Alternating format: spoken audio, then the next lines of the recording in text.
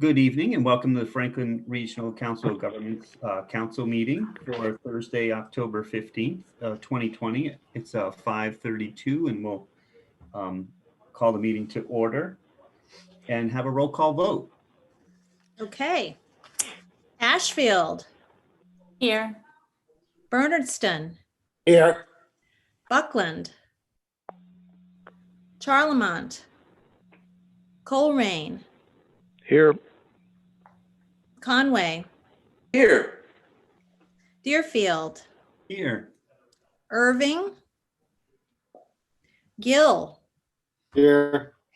Greenfield.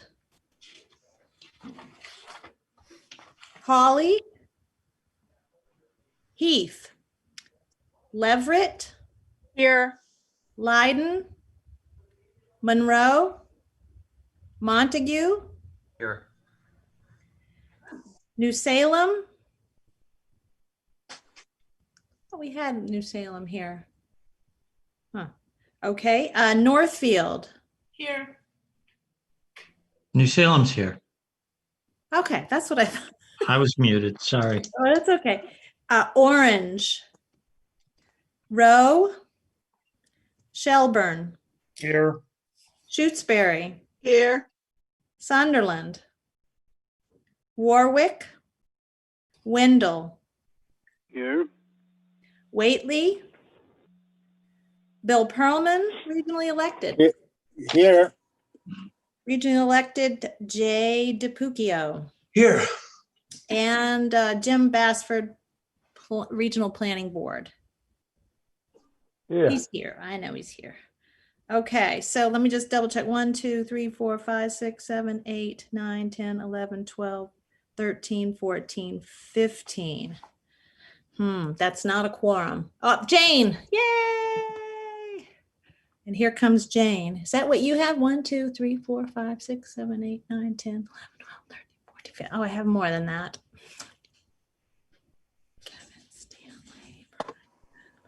Anyhow, we do have a quorum. Give me a minute, Trevor, and I will give you the weighted vote because I don't have my regular calculator. Thank you. That makes sense. We'll kick off the meeting. Okay. Jane. So welcome everybody. And I just, for people that are new, and I'm fairly new to the board and meetings, and with Zoom going on, we thought it would be a good idea if we were going to speak, we would say I'm Trevor McDaniel from the town of Deerfield, just so that people that are viewing or others that can't see who's speaking, some aren't on camera, maybe they're just on a phone or something, have an ability to know who's speaking. And it'll be one of those things that it won't always happen, but if we try, we'll practice and get better at that as our meetings go along. So because we'll be doing this Zoom, I think, for a while here. The FY21 council meetings will be held via Zoom until we can safely meet again at the Transit Center. So mark your calendars for the dates for the FY21 meeting schedule. Our next one after tonight would be January 28th, 2021. And the snow date for that meeting would be February 4th. And then our last meeting for that session would be April 15th, 2021. As always, the January meeting includes an adoption of the FRCOG's next fiscal year budget and requires a financial quorum and regional-wide municipal participation. It's a very important meeting, so please try to attend the January meeting. I want to welcome new council members, Philip Cantor from Conway Select Board member, so welcome. Hello. And B. Jacques, I'm not sure if I have your last name right, but I know B. Jacques is here from Northfield and a select board member. So welcome to you both. Thank you. We have scheduled virtual orientation sessions for the FRCOG counselors on Thursday, November 19th at 5:30. Linda talked maybe about a game show theme. We'll see. This session will outline the legislative responsibilities and powers of the FRCOG Council and its committees and describe the work and finances of the agency. Although we're calling this a training and orientation, all counselors, new and longer standing, are welcome to and encouraged to attend. We will record the section and make it available on the FERCog website for viewing at other times. Look for an emailed invitation with a Zoom link in a few weeks. We are looking for committee members still. We're currently have openings for both the finance and personnel committees. The finance committee is responsible primarily for overseeing the budget preparation, and the personnel committee is responsible primarily for reviewing the personnel policy and other evolving personnel documents. So please email me or the FERCog director Linda Dunleavy for see if you're interested in sitting on one of these important committees. The council membership list is included in today's packet, contains contact information. So the Franklin County Regional Housing and Redevelopment Authority, the County Housing Authority is also seeking commissioners. Our own executive committee appoints these board members, usually on recommendation by the Housing Authority itself, but they are struggling to find volunteers. If you are or know someone who might be interested in working with an agency that seeks to fight county homelessness by helping residents access rental assistance and resources to prevent house foreclosures, among other initiatives, please contact Linda Dunleavy or Executive Committee Chair Jay DiPuccio. So let's see. I guess the next item is to adopt the minutes of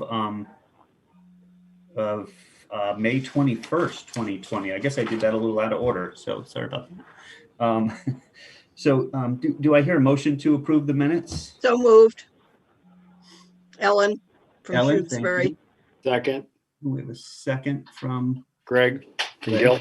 Excuse me for 1 second. I'm sorry, I was muted. That sounds like a typo. It was for the July meeting. It's a typo in your agenda. Apology. Oh, okay. Yep. Thank you. Mhm. That was 7. And Was that 7? Oh, let me see here. Oh yeah, July 16th. Sorry. Yep.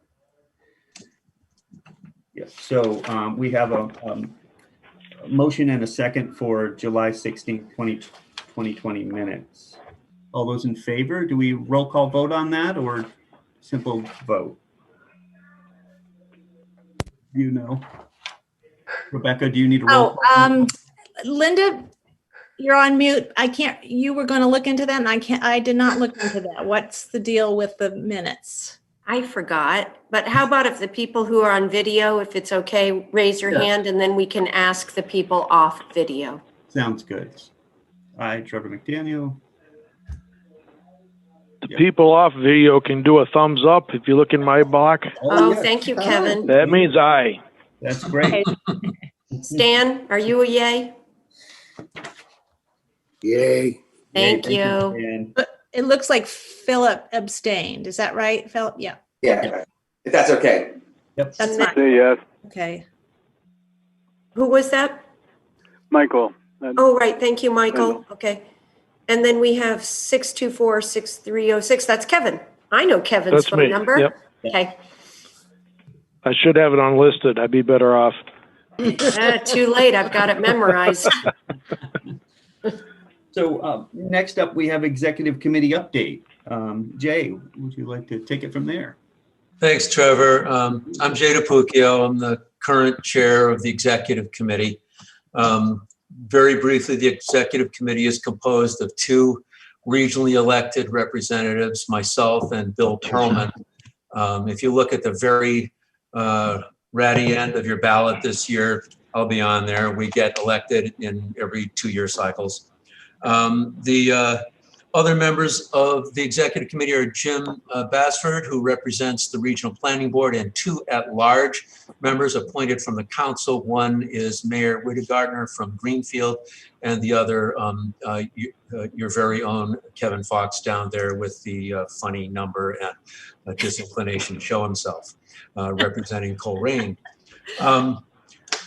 As I understand, you have a training coming up, so I won't go into the details of what the executive committee does, other than to say that we more or less represent all of you in between our quarterly meetings and engage with the executive director and staff on, backstopping policy development and doing things that we are statutorily required to do. Among them is we've been hearing a lot about the transition from FCECS, the county radio system, to the state radio system. There are a variety of acronyms associated with that. When you get to a full-on radio update, you'll learn what those are. And most of you, I'm sure, are aware of the enormous amount of work that's gone into making this transition happen. And Linda and or Bill can provide you with some of the details. Attendant to that has been developing a renewed lease with the state for the radio towers. There was some a long period of absent dialogue with the state's representatives on this. It's come to some conclusion, so we're working that out. We also considered adding Juneteenth to the employee holiday list. Juneteenth is June 19th, the nationally recognized celebration of the end of slavery. That was referred to the Personnel Committee. I'm sure Bill will have an update on that matter. We've convened as the Economic Development District on a couple of occasions for a variety of business. One to adopt the current plan, and the other to appoint new representatives to the oversight body. And most recently, and most exciting to Kevin, may be that we've received a petition and discussed public hearing logistics during the pandemic for the relocation of Conway, Summer, and South Streets and Conway Road in Buckland. So there is more activity to be happening on that in the late fall. Thank you. That's it for us. Thank you. So to clarify some confusion on that, this is Kevin Fox. I work in Coleraine, which is why I represent Coleraine, but I am a Buckland resident, which is why Jay said this would be important to me, the Buckland project. And I was formerly on the select board, and I was involved in the initiation of that project approximately 6 years ago. So Wow. it takes that long to get those things done. Yes, it does. So next, thank you, Jay, very much. So next up would be the Executive Director update. Linda? Hi, everyone. I'm Linda Dunleavy, Executive Director, Franklin Regional Council of Governments.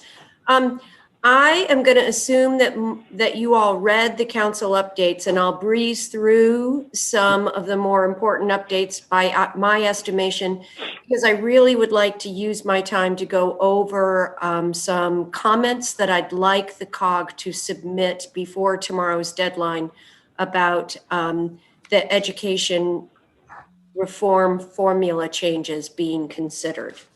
So new since the update is that Phoebe Walker, our very own, has been asked to sit on a statewide committee representing rural issues, and it's a committee looking at how an eventual COVID vaccine will be distributed across the state. So it's a nice honor for her, for the COG, and for our region.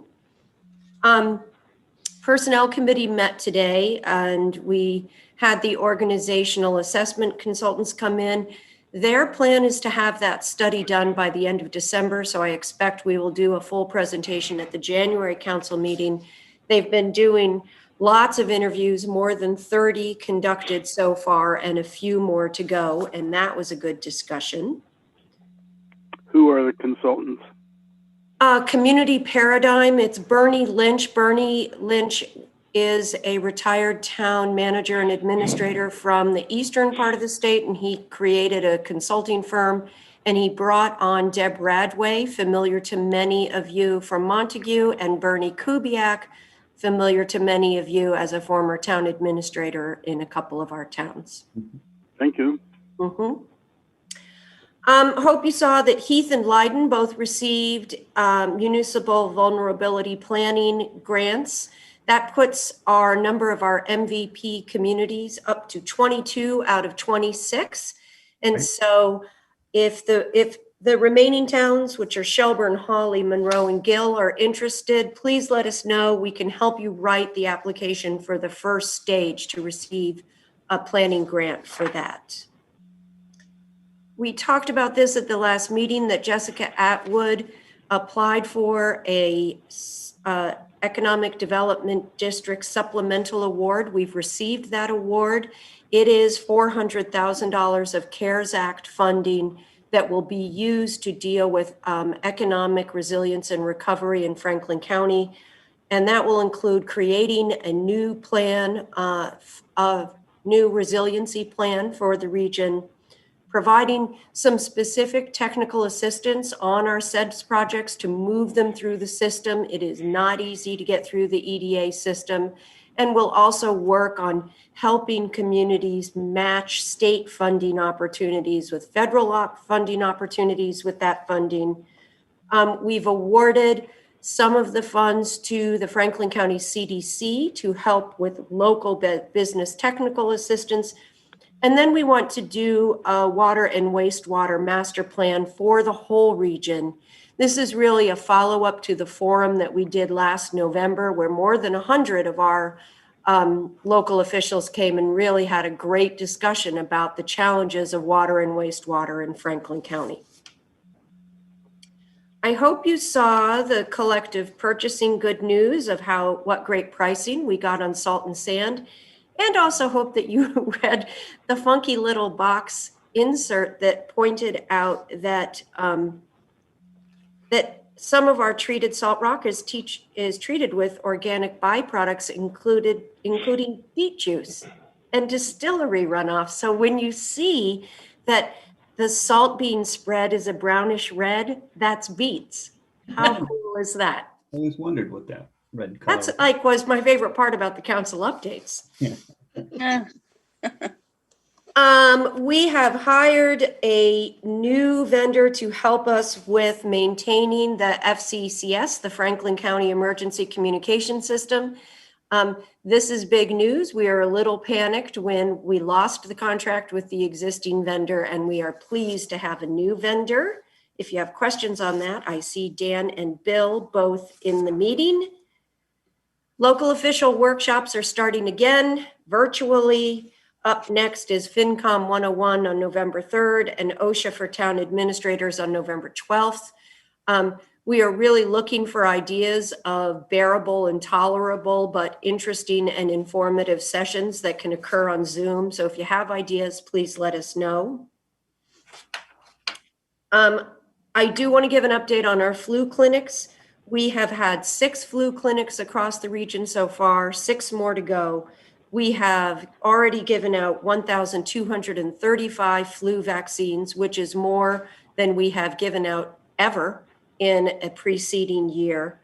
3 of the flu clinics so far have been drive-through flu clinics, which is giving us really good practice and information on how a future vaccine, COVID vaccine, can be administered. So if you have not gotten your flu shot, you still have 6 more opportunities. Saturday is Mohawk, and the last one is November 8th in Leiden.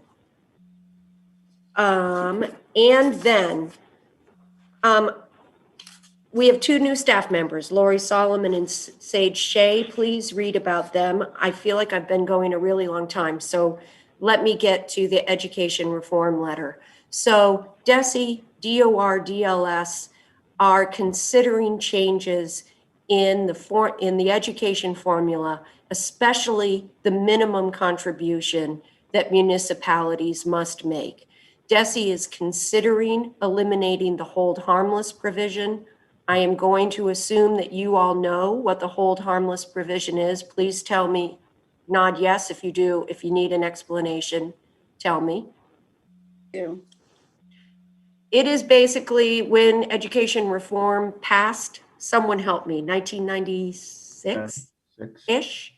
It basically said, we will not ever go below this certain threshold of state aid.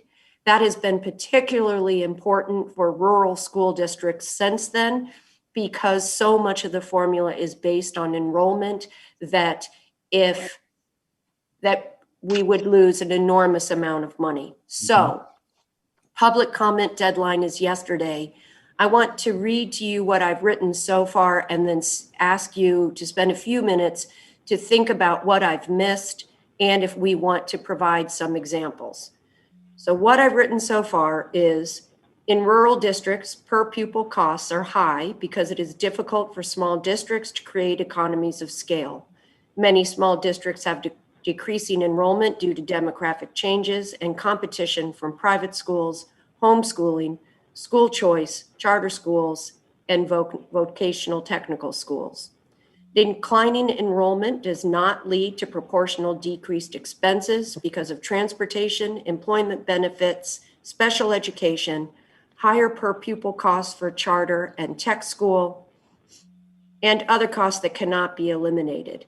The Chapter 70 school funding formula does not adequately account for higher per pupil costs of rural schools, which can be exacerbated in poor rural communities with limited ability to raise property taxes and results in disparity in the quality of education from district to district and in competition for limited financial resources between schools and town government. Elimination of the hold harmless provision without a predictable, dependable funding substitution to address the conditions in rural schools will only increase existing inequities.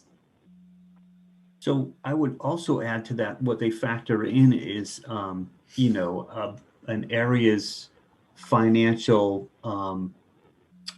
health, the people's income.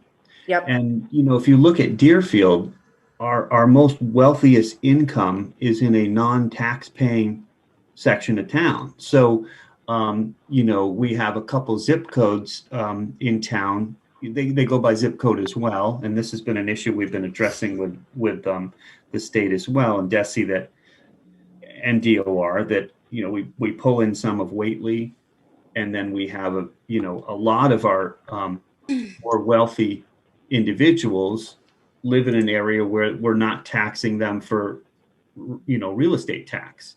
So we get hit double. I mean, we would stand to lose probably $300,000 or more in Deerfield alone, and it's going to be devastating for us.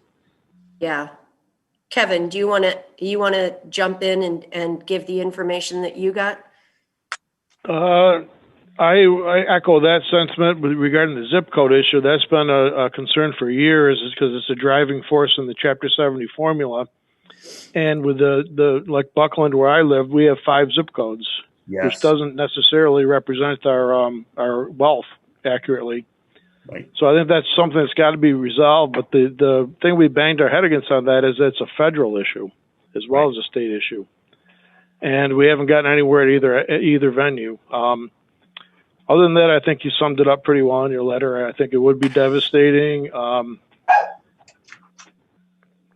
not sure if the rural coalition, whatever it was that was formed, has weighed in on this at all, but they certainly should, because I think they're the ones kind of got this ball rolling a bit.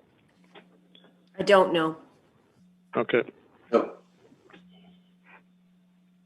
Jane? Linda, Michael, Oh.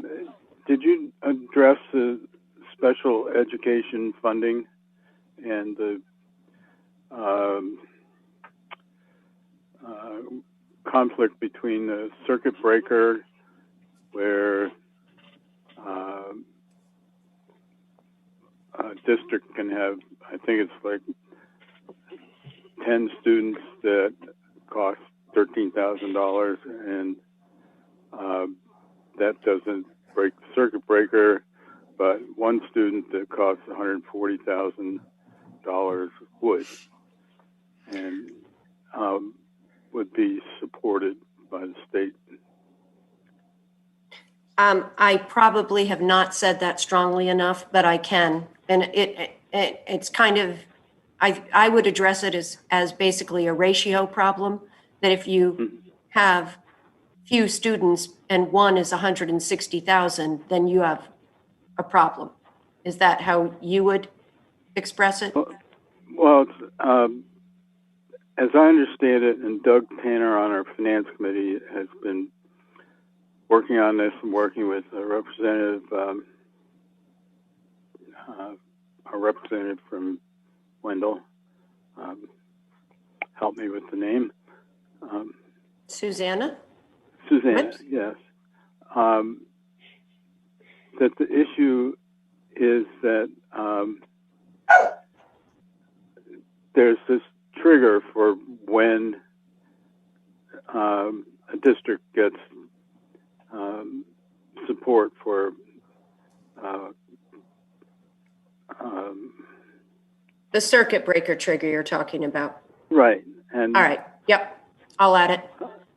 and I think in our district, apparently, we've been struggling with a lot of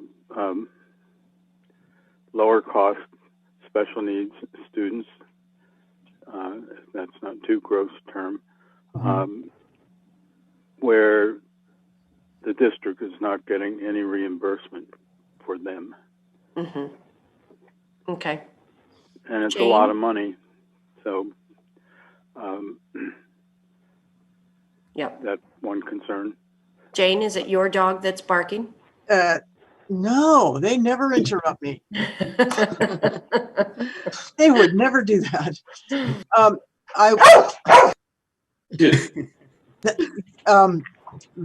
Yes, I will pile onto the sped issue for the town of Orange. It's not just the circuit breaker issue. It's that I'll have to use made up numbers because I can't remember, but the sped formula that's used assumes that we have like 7% sped students when in fact we have 30%. Oh, 40%. 4%. Oh, the formula allows 4% and we have 26. we have 26%. The chair of the finance committee is queuing me. So, yeah.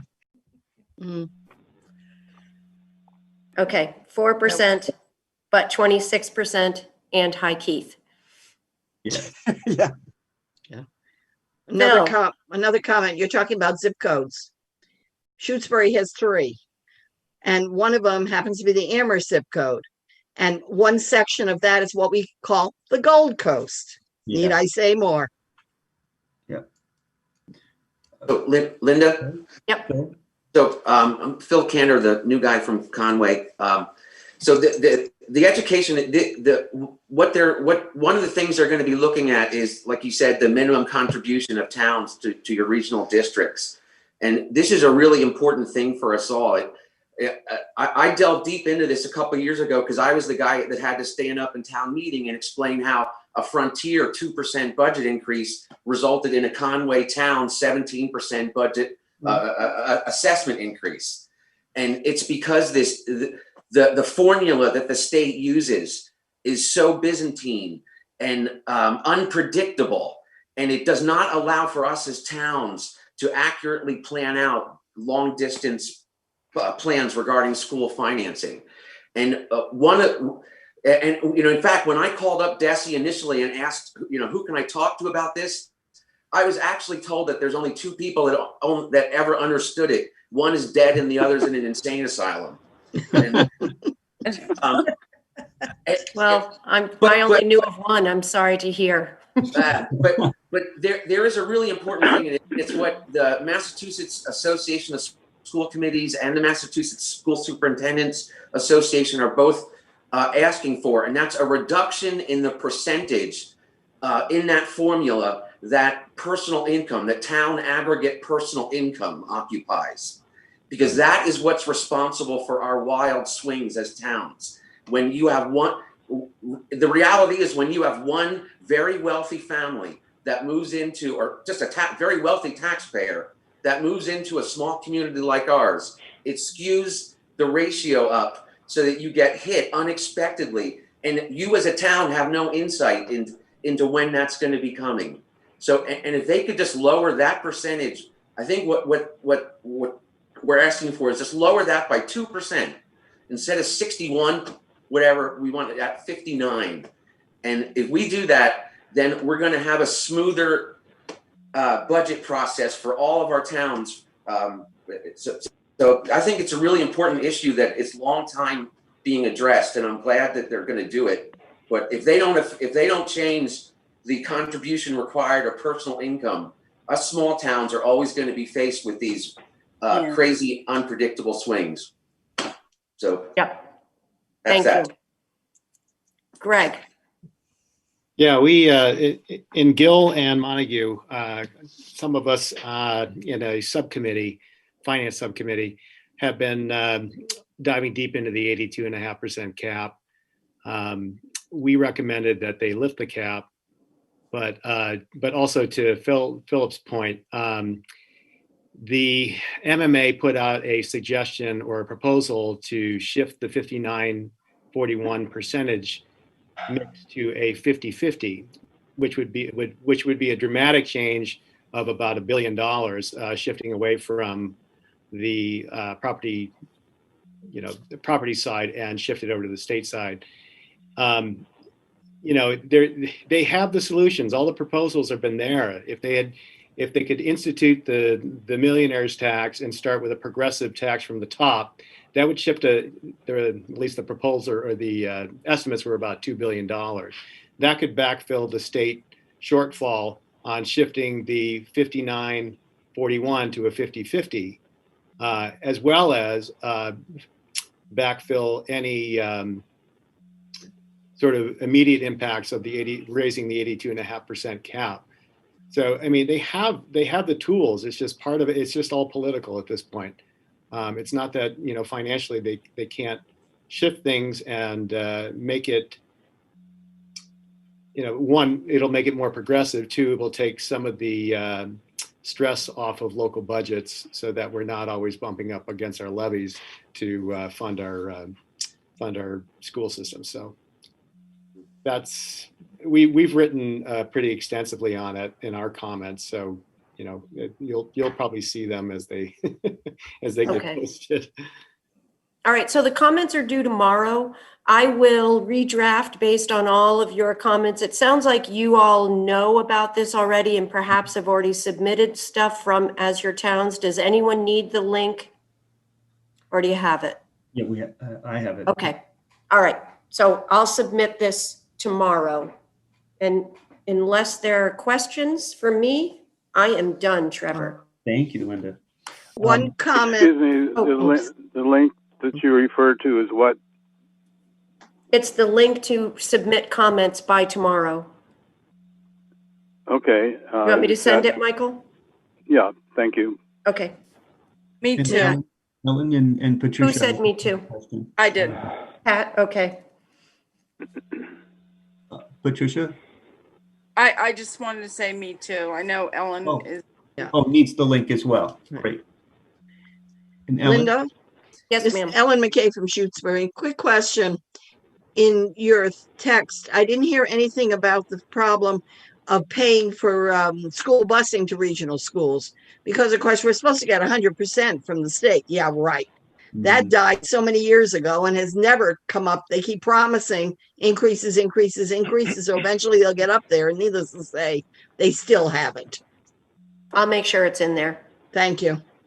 And quickly, it's Wayne from New Salem, quickly to piggyback on that, transportation for special needs can really blow a hole in your budget. Yes. Yes. Okay. Thanks, everyone. Thanks also for already being ahead of me on submitting comments on this. Greg, you had another comment? Just one final comment. If you haven't read the report, the Missing the Mark report that came out by the Mass Business Association for Education and the Greater Boston Chamber of Commerce, you can look that up online. It's readily available and it's an interesting read. Thank you. Okay, moving on to the planning board update. Jim Basford, welcome. Okay, I know we have exciting things coming after me, so I'll be brief.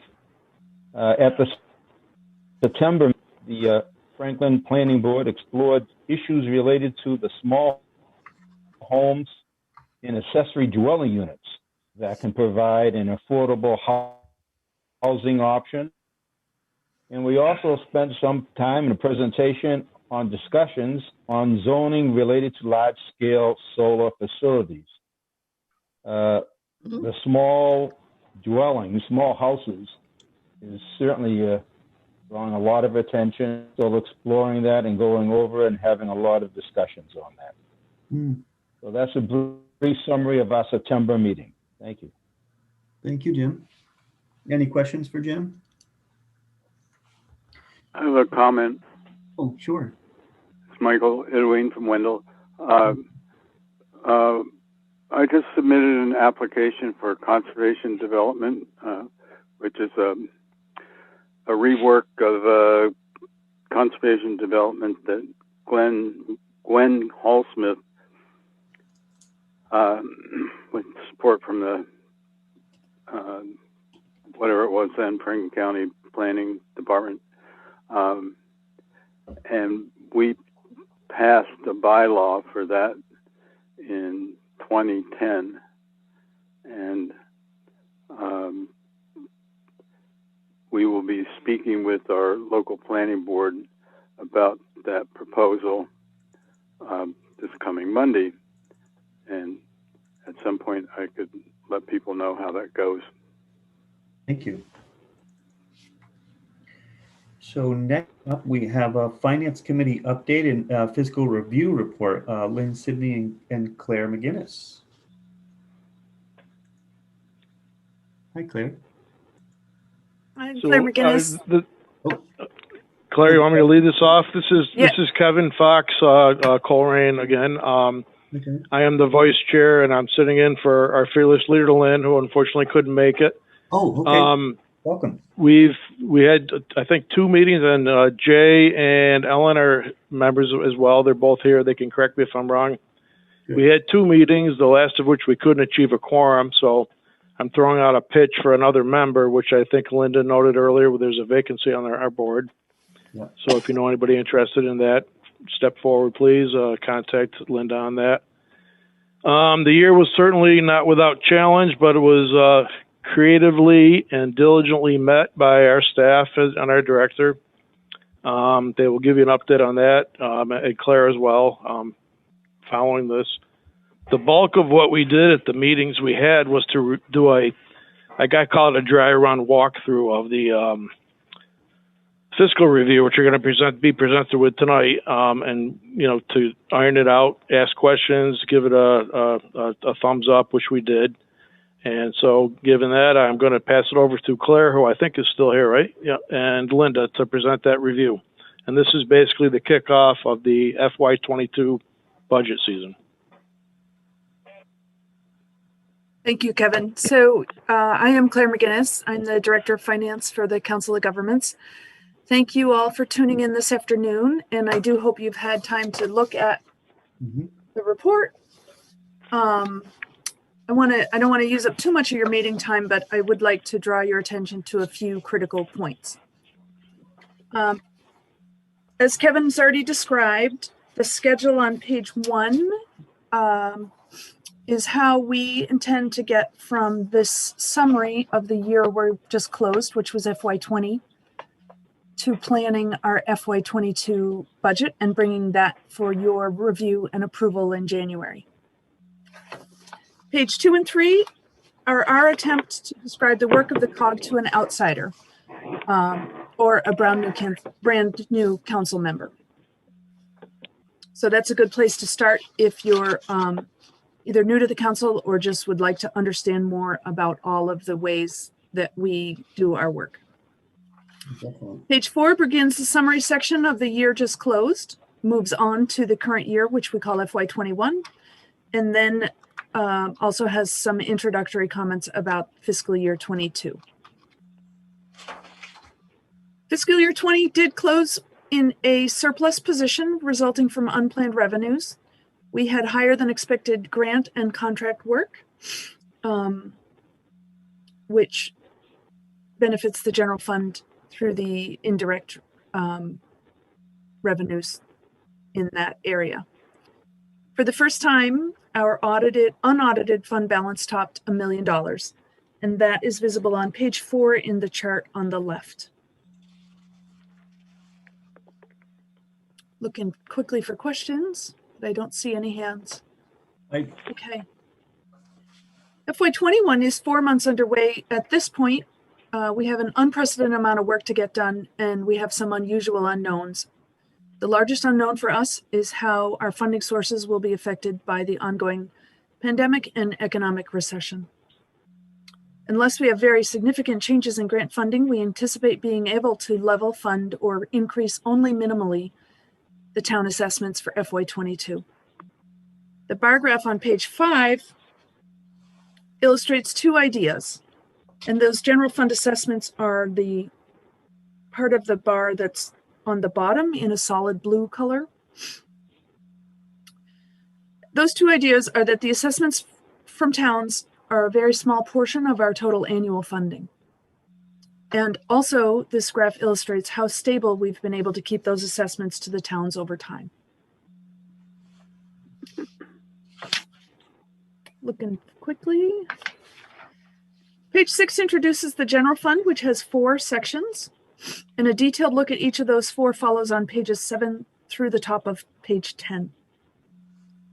The first of the big sections in terms of dollar is the regional services budget on page 7. And that covers all expenses related to administration of the organization, financial management, and the work done within the region that isn't part of another grant or program. Did I see Trevor's hand? Will you take questions at the end? I think I'd rather that you interrupt me because then it's in context. Just a couple of, I didn't know how deep we wanted to get into this, and maybe it should be on a different meeting. I just had a general question about OPEB and the 38,000 versus this year's FY20 was 43,000. 38,000. Is that the amount you're setting aside to go into OPEB, or is there another cost there? Is that I think there was another audit as well on the next page that was you were budgeting around 31,000. So it's roughly around 20, 26, 25, 28, and 31,000 for audit and OPEB evaluations. Was that more than, was the audit kind of the general audit of all of your books, or just the OPEB? Okay, so I'll try to take those in order. Okay. Your question about OPEB on page 7 is part of the regional services budget. Yep. From that line, we pay the current year expenses of COG retirees, medical insurances, and other insurances. Yep. And then at the end of the year, if there's anything left in the line item, we send it to our trust fund. Okay, good. Yep. So the difference between some years spending as much as 56, but only budgeting 38 is because of that end of year send. Gotcha. That's fine. Okay. Perfect. On the your second question about in the miscellaneous and contingency budget audit and OPEB evaluations. Yep. Those are fees that we budget to pay for those studies that we have to get done, just like your town has to have an OPEB evaluation and has to have an audit. Yeah. So the increase between FY20 actual and FY21 budget is because we're entering a new contract year with our auditor, and we expect to pay significantly more. And that audit is not just OPEB, right? That's auditing of all your books. Okay, that's what I was just double checking, because I was, our OPEB, as towns generally, we used to do it every 3 years. We do it every 2 years now. And I saw that kind of a steady kind of large number. And I thought that's large for an OPEB evaluation. But if it's the whole business, I get that. That makes sense. Yeah. It's the sum of the two. Yep. Our audit is around 27 and our OPEB evaluation is around 4. Yep. And I guess back on page 7, IT and equipment and software was a fairly large increase that you're planning for FY21. And I wondered if that had to do with, as we're seeing in town, we're buying a lot more IT, with the change in COVID, it's a different world. We're using a lot more IT. So I didn't know if that was kind of what you were figuring to do. I mean, I think we did, actual last year was around $3,700, and you're thinking around 22,000 this year. And I just assumed you'd be purchasing computers and things like that, home IP address things, BPR. We are seeing some incremental expenses because of remote work and people being able to do that effectively. Yep. But remember that this FY22 budget was made in January of 2020 when we had no idea what was about to happen. The bulk of this is because our IT consultant told us we needed to replace a server. Yep, and those are. So the very dramatic increase between 20 and 21 is because they gave us that capital plan. Yep, that makes sense. Let's see. Okay, I'm good. Thank you so much. Okay, Trevor, I got a question. Okay. For Dan. Dan? Question is, why did the salaries go up so much? You went up $51,000 in years past. They've only gone up about 20,000 between years. That's my fee, I think, for What's that? this meeting. Sorry. Which page are you on, Stan? You're on I'm on page 7 at the top? Yeah. I think, Stan, the difference between 19 and 20 was that we increased one of our staff from part-time to full-time. So you went from part-time to full-time? Yep. Okay, thank you. Yep. Anyone else in the pages we've gone through so far? So the second big chunk of the general fund in terms of dollars is on the bottom of page 8. We call that the pooled expenses, and that's a section where we put everything related to benefits and employer, non-wage employer costs of employees for all 36.5 people who are not in the regional services budget. It looks like a large part of that increase is group insurance. I mean, we're seeing that at the town this year as well, police, that kind of thing. Is that what's hitting you as well? Yes, and the timing is a little difficult that we frequently get. The Hampshire Group Insurance Trust will tell us what our actual increase is in the month that follows when we have to get this budget to you. Gotcha. So sometimes we don't expect to spend that line item out because we had to plan in an increase, and then we had a 0 premium increase between 20 and 21, but the budget was already formalized. Gotcha. Okay. Okay.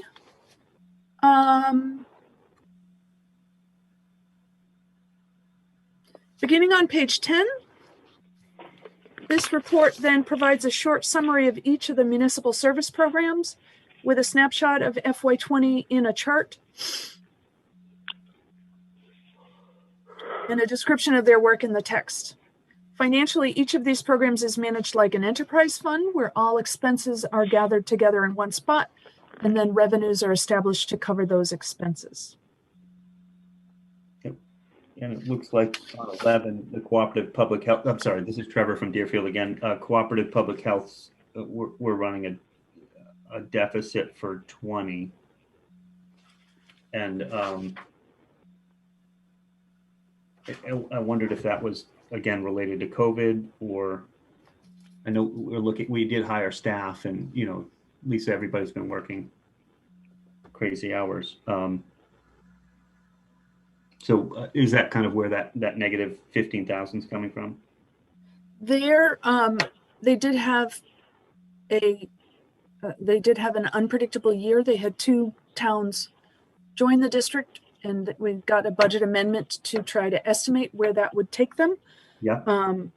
They also had some unplanned expenses, as you can imagine. Yeah. They've been doing the deficit is actually not because they overspent their expenses, but because they undercollected their revenues. Okay. So and that deficit was covered by their reserve fund. Okay. As you can see there. Yep. And those revenues come from things like perk testing, which probably just stopped in March. Right. And other kinds of restaurant inspections that didn't need to happen because restaurants were closed. Yeah.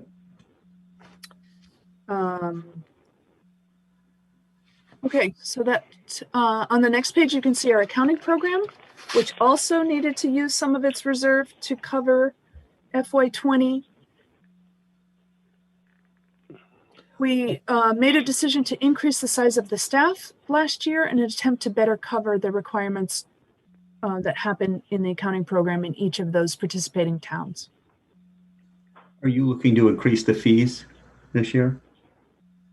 Because it seems we significantly increased the fees for FY21, so the towns that participate already have those bills. Okay, great. Yep. we are not expecting a similar jump for FY22. The Cooperative Inspection Program similarly had a very unique year. That's on page 12 on the right. They have 16 member municipalities and ended with a reserve position of $303,735, which is very exceptional for that program. Yeah. At the bottom of the page, you can see they had 4 building permits pulled for very big projects. Mm.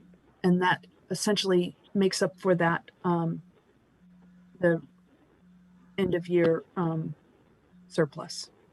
Great. So the work of inspecting and bringing those programs,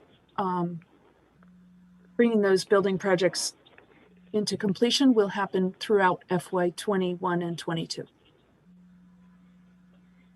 The last major municipal program to talk about is the Franklin County Emergency Communication System, and that summary is on page 13. The program spent $123,000 on capital in FY20, $80,000 of which was in the expense budget, and the remaining $53,000 came from the program's capital reserve. In this context, the deficit shown on the chart on page 13 is really more of a use of the capital reserve funds, which have been set aside over the last 5 years, specifically for this purpose and this contingency. Gonna pause there for questions because that's a biggie. Okay. That is the end of my prepared comments. I'm happy to take any questions, of course, and I'll also give you my email if you have more questions on a reread.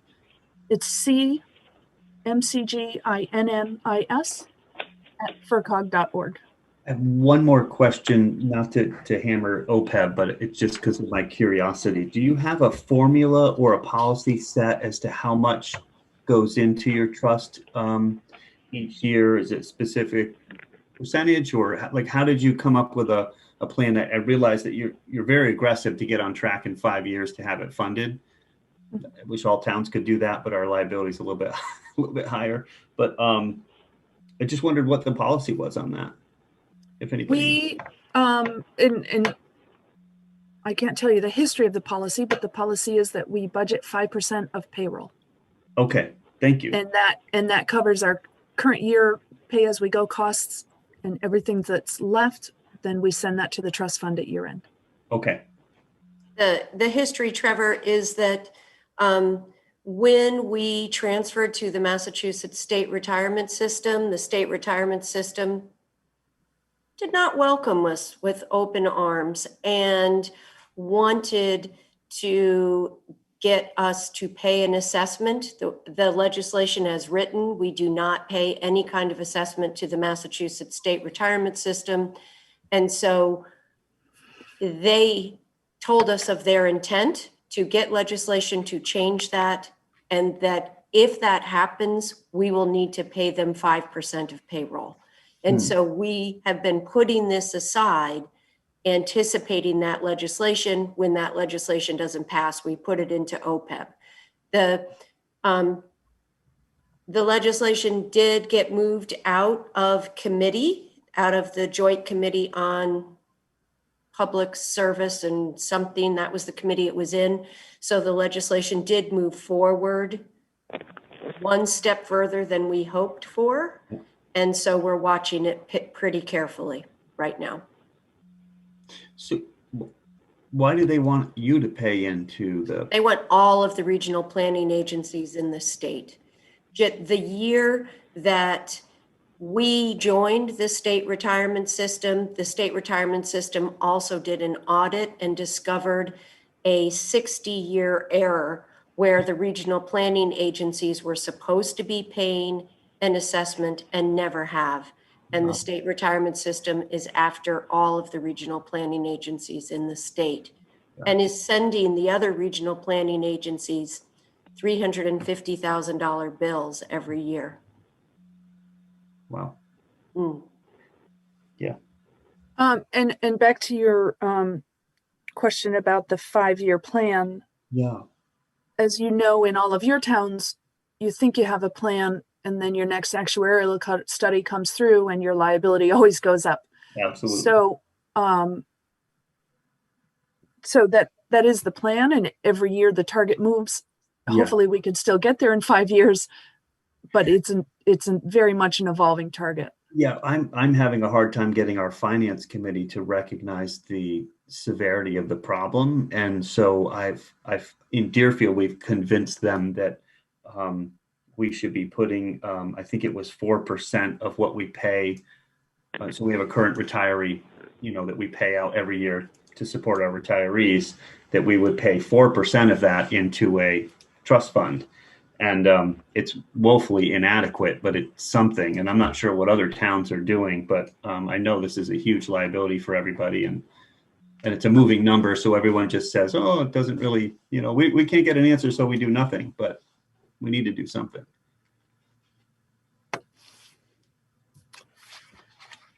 Thank you for your patience. I hope that wasn't too long. And so look forward to any other feedback you have about the document. And we'll be getting started on a FY22 budget in November and December. And somebody please step up. That'd be great to join. So next we have the Personnel Committee update. Bill Perlman. Yep. The Personnel Committee met earlier today, and we had a session with our strategic planners, as Linda mentioned before. They were interested in getting some information on how our policy for evaluating employees and a variety of other personnel subjects, the kinds of things that we're responsible for, et cetera. That lasted roughly a half an hour. The other two things on the agenda were a short and unfinished conversation on holidays. And we have decided to table that for the moment and have some conversations. We're discussing adding Juneteenth as a holiday, but substituting it for something else so that we don't increase the number of paid holidays that we have. But that's going to require some more thought and discussion. The other thing that we talked about, and do we have this out for first reading? Okay. The other thing that we talked about is a clarification, actually, of the personnel policy to state definitively that the primary place of employment for the Council of Governments is our office building. Can I just interrupt, Bill? Rebecca, am I bringing it up or you? I'll bring it up. I didn't know if you wanted it yet. Okay, that'd be great. Now would be a good time. Because of the pandemic that we are facing, a lot of staff have been working from home, and we decided that what we wanted to do is to make it clear that this was a temporary situation. And as it reads, unless specifically notated otherwise in an employee's job description, the primary work location for all employees is the John W. Ulver Transit Center. So that we are not changing our policy to be a work-at-home organization.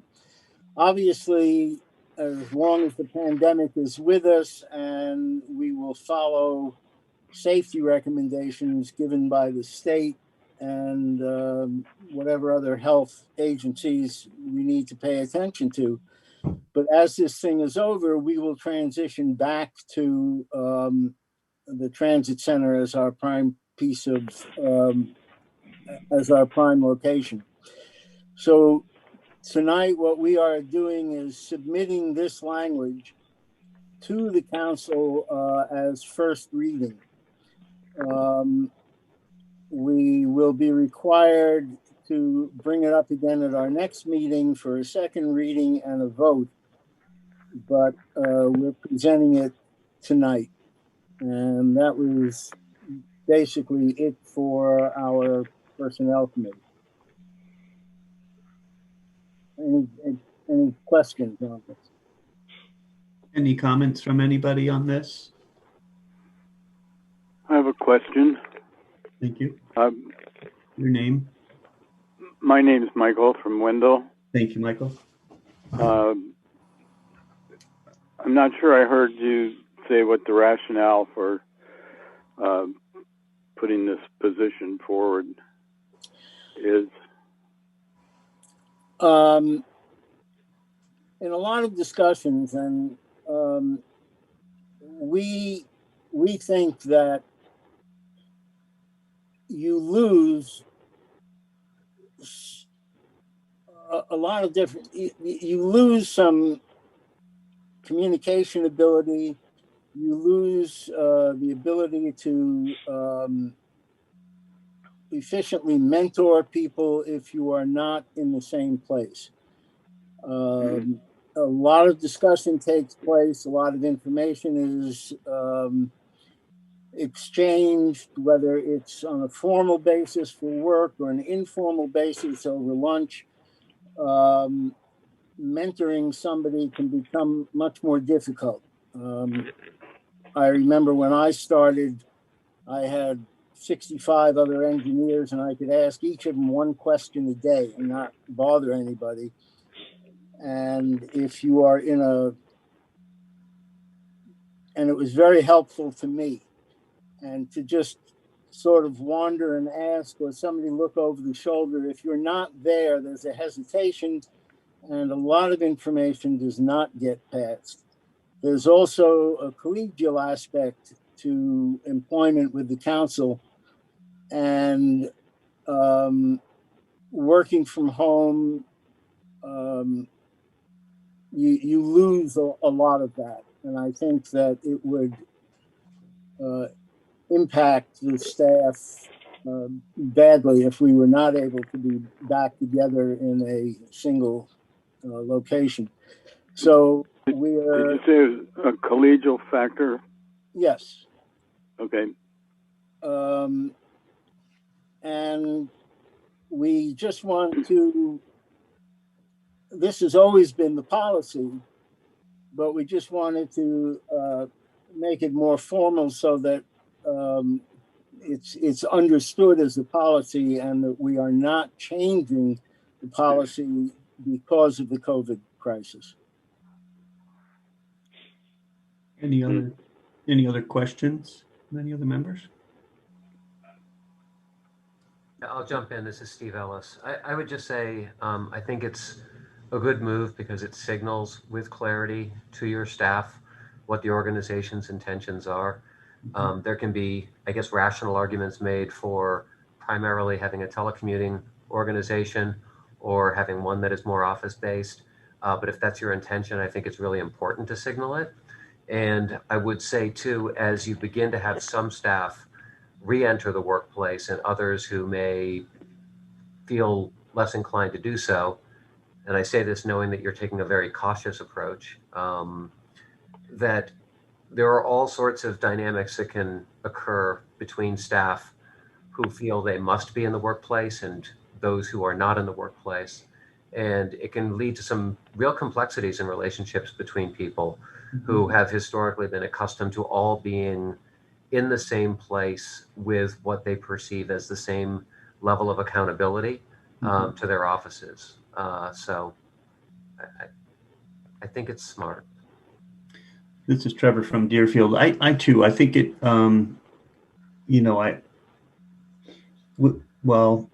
couple of things. I agree with everything that's been said before about working together and just, being around each other and picking up better ways to do things or learn from each other, or it's hard to do when you're separate. And I understand, we are in a pandemic, but I think we are in a pretty safe area. The building is extremely safe as it relates to, HVAC. I can't think of a better piece of real estate, a newer building, more equipped to be a safe place to work. And as long as all the, protocols have been thought out and, as I think of how we operate in a town here, we've worked straight on through with obviously closing the building to people coming in and out, but the employees being able to work together. And I don't know how we could have gotten through what these last 6 months, 7 months, being all separated. There's been so much work and to collaborate, together in one spot. I think it means a lot to be able to do that. So I'm definitely in favor of that language. Yeah, I'm glad the committee certainly appreciates the work that the staff has done and their ability to deal with some of the difficulties that arose over this. But and we have no intention of just announcing that everybody has to be back in tomorrow. We're going to do this in a careful fashion so that nobody gets sick, but the goal is eventually to bring everybody home. Yeah. Thank you. Our home as opposed to theirs. Any other questions for Bill? If not, we can move on to our next subject, which is the COMERS Commonwealth Interoperable Radio System Migration and Update, and a question and answer session with Dan Michi. Hi, everyone. I'm going to start. I'm Linda, Executive Director, COG. Dan and I just wanted to make sure that you all were updated on the COMERS migration. It's a pretty major project for Franklin County. And we've had a bunch of public forums, but they have been better attended by our police and fire chiefs than by our elected officials. So wanted to just give you an update. I'm going to run through some updates and then pause and have Dan correct me anytime I do something wrong. So I've got 4 topics. Let me start with the MOAs. The first step in our migration to COMERS is that we were required to sign a memorandum of agreement between the COG and EOTSS, the Executive Office of Technology, Safety and Security. Services and Security? That's correct. Never get one of those S's right. That's why we shouldn't be using abbreviations. It's right. I'll try not to. Let's see if I can do it. So we were required to have a memorandum of agreement. That memorandum of agreement between us and the Executive Office of Technology stated that the COG will be the single point of contact related to issues our users have in the county with the state's emergency communication system. And that's primarily because we have 100 different departments, and EOTS, the executive office, knew that would be too overwhelming. But we didn't feel that we had the authority to act as single point of contact without you giving us that authority. And so we created another memorandum of agreement that asked you to give us that authority and outlined how this transition was going to work. We have all but 4 of the memorandum of agreements back, and we thank you for that. And that is so important because that was the first step in now a cascading group of events that's going to lead to our transition to the state system. Anything else on MOAs, Dan, or did I get them? No, you nailed it. Nice. So the next step, because we have signed MOAs, the Executive Office of Technology will send the COG a grant application. We will apply for a grant on behalf of all of Franklin County users, and that application is to give us $2.7 million to buy 1,300 pieces of equipment based on an inventory all of our departments agreed to about a year and a half ago. And our responsibility will be to work with you to place orders for equipment. Here's how it will work. EOTS, the Executive Office of Technology Services and Security, has done a statewide procurement for 4 different radio models, 2 Motorola and 2 Kenwood. The deal they're offering us is that they will provide all of our departments with a predefined number of radios that we submitted last year, and every town can have the base model of the radios, either Kenwood or Motorola. If the towns want to upgrade to the more expensive model, the towns can do that using the contract pricing that EOTS has secured, but it will be the town's responsibility to pay that increased price. What the COG will do is manage the orders on behalf of all of the towns. It will be a disbursement grant, so we will submit our orders via a purchase order to Kenwood and Motorola. As soon as we do that and receive the radios back, receive the new radios, then EOTS will send us the first tranche of money. We will invoice you for any upgrades and then cover the extra cost until you pay us back. So that's how the purchase will work. Let me pause here. Any questions on that? Yeah, Steve. Yeah, Linda, I think one thing that would be helpful to communities might be some objective information relative to the added value of the professional grade versus the base units that you're proposing. I mean, I've had good conversations with my police chief and my fire chief here in town, but I still don't feel like I have any like hard and objective facts as a basis for decision making. I also observed that the net cost, when you consider, I think it's the programming fees, were higher for the base units that were accounted for in the EOTS. That there were certain costs that actually offset the additional costs. And, you know, I just think having clarity for those people who have to make the decisions, and I don't mind if the argument comes through that we really should buy the more expensive ones. But we don't want to be on a town meeting floor asking for an appropriation with vague and misty understandings of the relative benefits of one or the other. Yeah, Dan and I were just talking about this today, and I confirmed with our chief procurement officer, because we did not do the procurement, I clarified with her that we can offer such advice. And I will say that based on a meeting earlier this week with Mass State Police about digital vehicle repeaters, and I'll talk about that more in a minute with Dan's help. Certainly, Mass State Police indicates a preference for the Motorola radios. And that is especially true if towns think they are going to need a digital vehicle repeater, because Mass State Police very clearly said that the Motorola digital vehicle repeater is better than the Kenwood digital vehicle repeater in their estimation. Yep. So Dan, you add to this, because what do I know about radios? Well, Stephen, just to back up a little bit, there is going to be a show and tell, for lack of a better term, very soon. It's being coordinated now. We're trying to figure out how to do it in the time of COVID. Up until about 2 days ago, the state wasn't necessarily comfortable with giving us the contact information for each of the vendors, the official contact information. We knew it was going to be Kenwood and Motorola, but they were still working out some of the contracts information. So now I have contact information where I can go out and talk to these vendors, and chiefs across the county can also reach out to these vendors.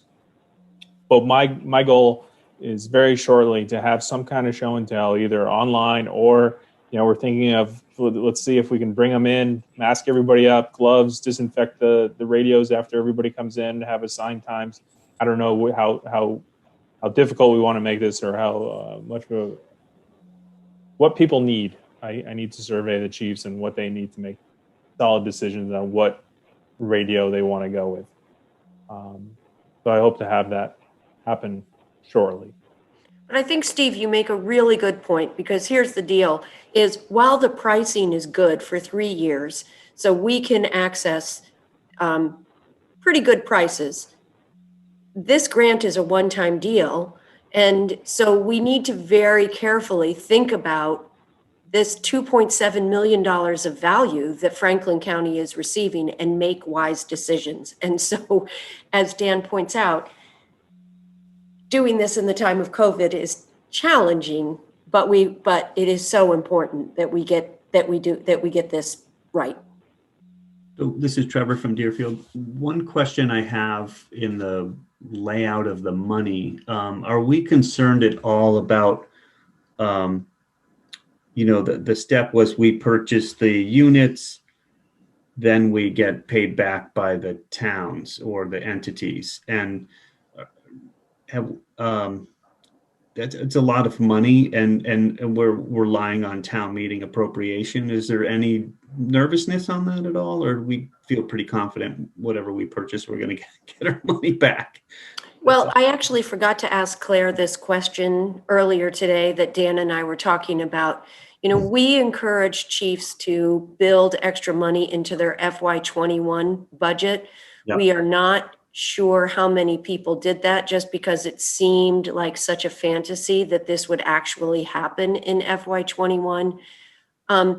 Dan and I and Claire, I don't know the answer to this.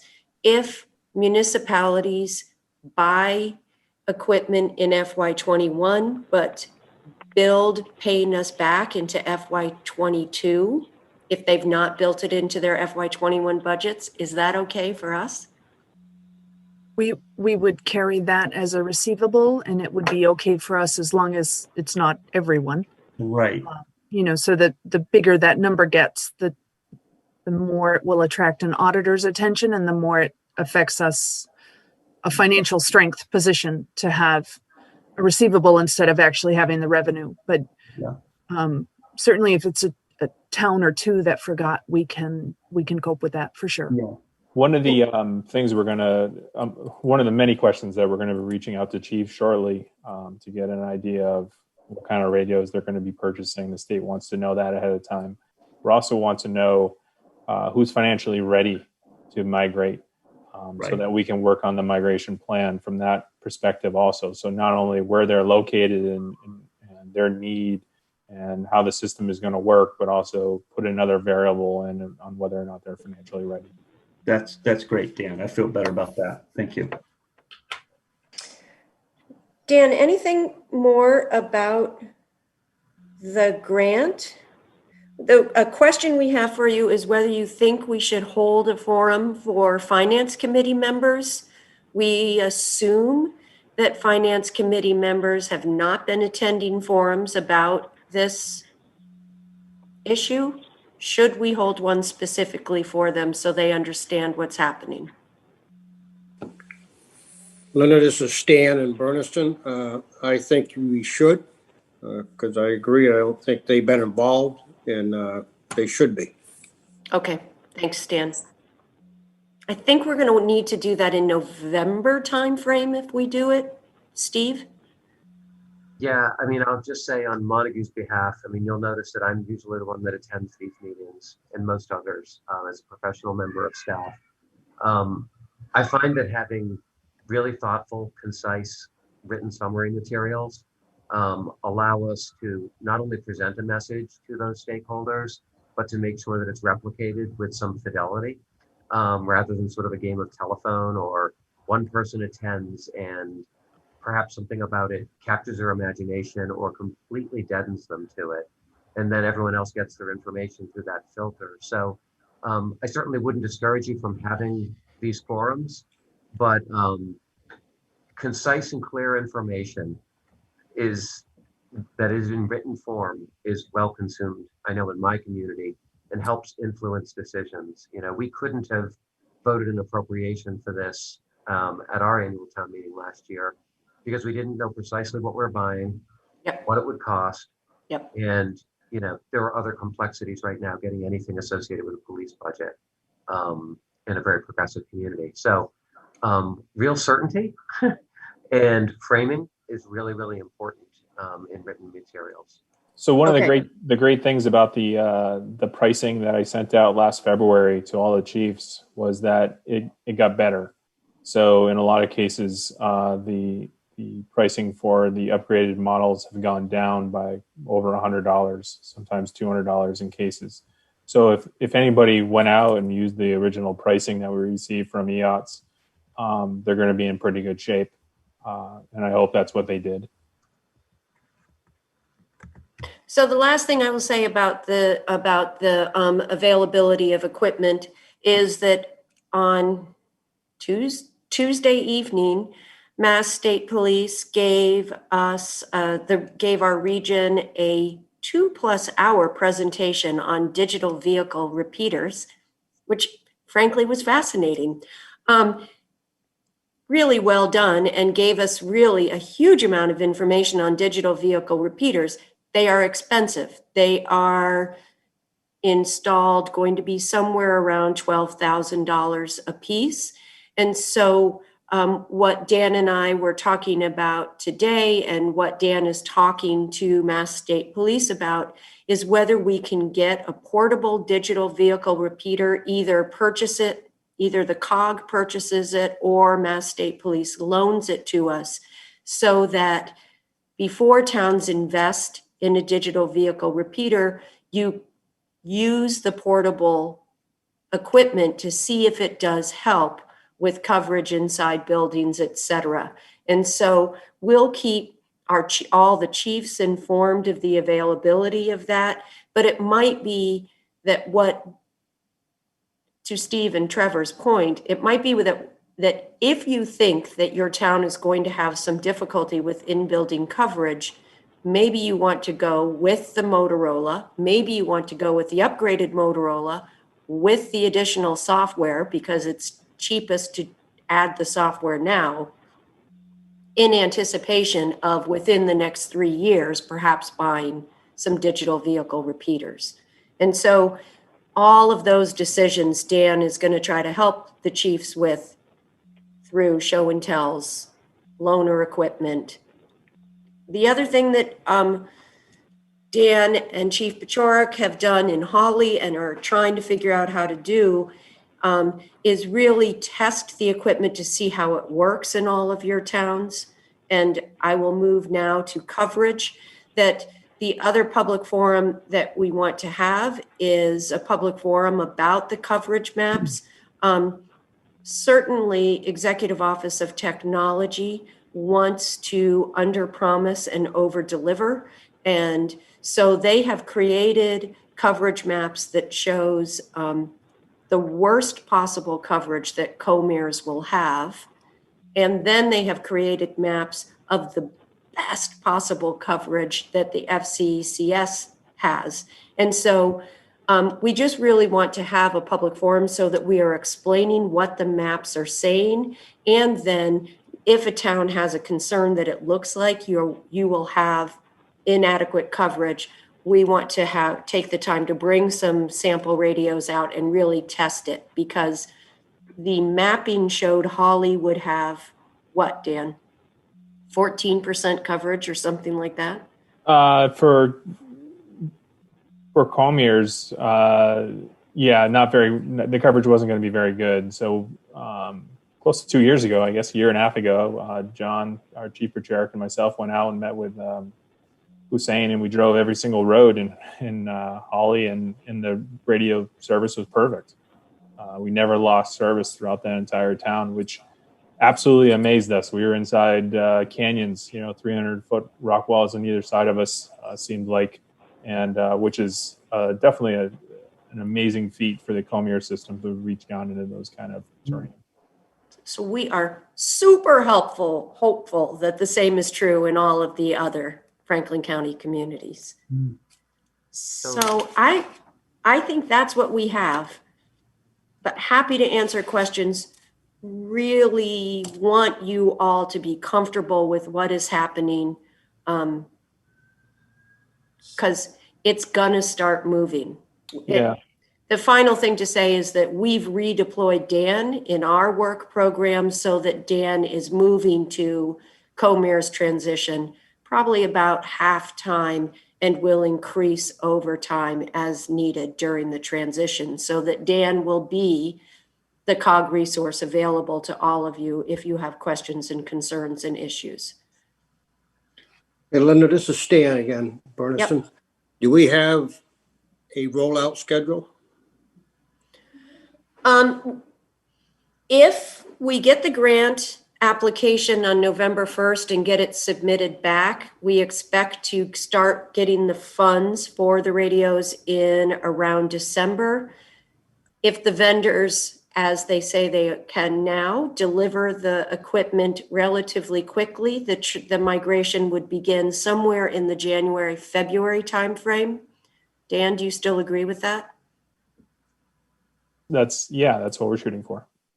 And then Stan, what we were talking about earlier is that we do have a proposed migration plan, but really we are going to work with the chiefs and the municipalities now to make sure that we understand not who's financially the most ready to go. And we may adjust the migration plan around financial readiness, because again, we know we told you this was going to happen, but we also know it was hard to believe that it was going to happen. So we really don't know how many municipalities planned their 21 budget around this. And budgeting at that time was just so difficult because of COVID. So we put off any kind of financial stuff, to a fall town meeting. So yeah. I think we're good here in Bernison, ready to go. Right. Oh, good. That's awesome. Well, that's good. Any other questions on this topic? I just had one, Trevor. I'm sorry. Sure. Yeah. Go ahead, Stephen. Have a complete answer. First and foremost, I want to thank everyone at the FERCOG and Dan, I think especially, for what they've been doing on this. I just remembered that this was primarily something that felt like it was in our anxiety closet a few years ago. And, dragging it out into the light and making something great out of it is an extraordinary accomplishment. It does feel to me like public buildings has been an identified issue or concern with the 800 system. I know that we right now in our new DPW building, for which we received our certificate of occupancy today, that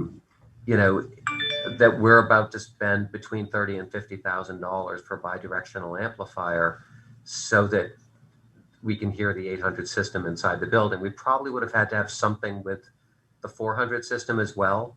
But to the extent that we're going to feel pressure, in particular, I'm thinking about public school buildings and the protocols associated with those buildings once they're inhabited again. I guess that feels like it's a very big, like, what's next kind of conversation once we get the basic system rolled out is going to be, what is the strategy that we develop to assist municipalities in, making sure that their public buildings are safe and are not dead zones for our ECS system. And I think those repeaters in the police cars or in the fire trucks are, from the videos I've seen, a little bit of studying on this, make a huge difference. I'm not sure if it'll solve all of it, but it's great, like Linda said, to have something that we could test on those, those problem spots we all know of. Right. And I guess that I don't understand the technology well enough, which is why I do not want to distract everyone who wants to go for dinner further. But Sure. Thank you very much. Yep. Thank you. I did forget to say, though, Steve, and thank you for reminding me, that one other piece of good news that we received a couple of weeks ago is that the Executive Office of Technology is also going to give the COG funding for radio programming and for installation of the equipment in vehicles. So that is some extra money that's available. And we are looking at how we can do the programming. So we're going to see how the language of the money is written to make sure we're not misappropriating the money. But if we can find a way to program the radios without using the extra funding, then we're talking about using that to buy some digital vehicle repeaters, especially for the towns that critically need it. Yeah. So we'll keep you informed on that. But that was great news that we got that extra funding. Wonderful. Well, I think that brings our agenda to a close. Anything else? Any unanticipated business? Hearing none, I would entertain a motion to adjourn. And I thank you all so much for attending tonight. It's important to be here, and thank you all for your great questions, and thank you to all the FERCog staff. So moved. I move adjournment. Second. Thank you, everyone. Appreciate it. And thank you for your work. Thank you. So no roll call for this. Aye. Just a good wave. Thank you, everyone. Thank you.